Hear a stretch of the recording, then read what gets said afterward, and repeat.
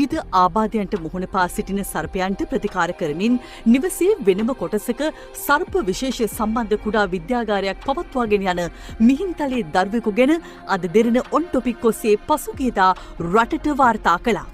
15 හැවිරිදි මේ දරුවා නමින් නදුන් දිල්හාර. අවුරුදු 15ක් වුණාට මෙයාගේ වැඩ ලොකුයි. නදුන් තුවාල වූ සර්පීන් සූපත් කිරීමට කැපවෙන අයුරු, සතුන් ආරක්ෂිතව මුදා ගන්නා අයුරු සහ මියගිය සතුන් සංරක්ෂණය කරන අයුරු විස්මය දනවන අතර ඔහුගේ නිවසේ ඇති මේ පුංචි විද්‍යාගාරය ප්‍රදේශයේ දරුවන් රැසකට දැනුම බෙදෙන ස්ථානයක්ද වනවා.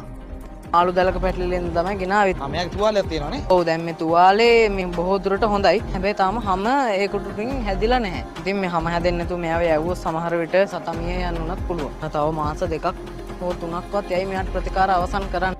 කනකාටුවට කරුණක් වන්නේ පුංචි නදුන්ගේ මේ විස්මිත හැකියාවෙන් රටට ප්‍රයෝජනක් ගන්නා ආකාරය ගැන අවධානය යොමු නොකර වනජීවී නිලධාරීන් පැමිණ අදාළ නිවසේ සිටි සතුන් සහ සත්ව නිදර්ශක කොටස් රැගෙන යාමයි. එදා මෙන් නොව අද මේ නිවස හිස්ව පවතිනවා.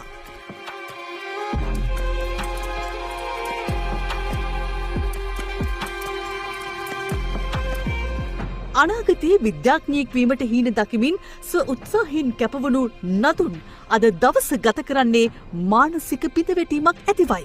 පාසල් ශිෂ්‍යයෙක් වශයෙන් අධ්‍යාපනික වශයෙන් ප්‍රජාව දැනුවත් කරන්න මට මේකට දෙන්න පුළුවන් ඉහළම වටිනාකම මොකද්ද? ජීවි සහ සජීවි සතුන් රඳව ගන්න මොකක් හෝ නීතිමය බලතලයක් තියෙනවා නම් පියවරක් තියෙනවා නම් මට මේකට උදව්වක් කරන්න කියලා මේකේ අවශ්‍ය බලධාරීන්ගෙන් මම ඉල්ලනවා. නැවත නැවතත් කියන්නේ මගේ එකතුව මට ආපහු ලබා දෙන්න.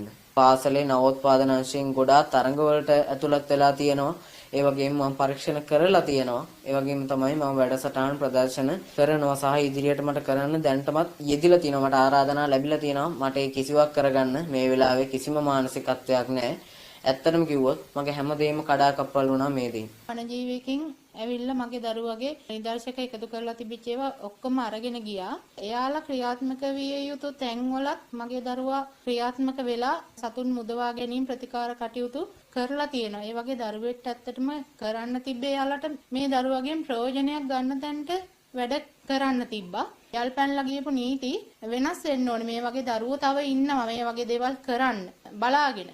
වනජීවි දෙපාර්තමේන්තුවෙන් හරි අදාළ ඇමතුමා හරි එහෙම නැත්නම් අපි මේක දකින අපි ජනාධිපතිතුමා හරි කමන්නේ මේකට මැදිහත් වෙලා මේ ළමයාට පරීක්ෂණ කටයුතු දේවල් කරා යන ලිඛිත අවසරයක් ලබා දෙන්න කියලා තමයි මම ඉල්ලන්නේ. සතුන් සහ සත්ව නිදර්ශක ළඟ තබා ගැනීමේ නීතිමය තත්ත්වය ගැන අප තර්ක කරන්නේ නැහැ. ඵලදායී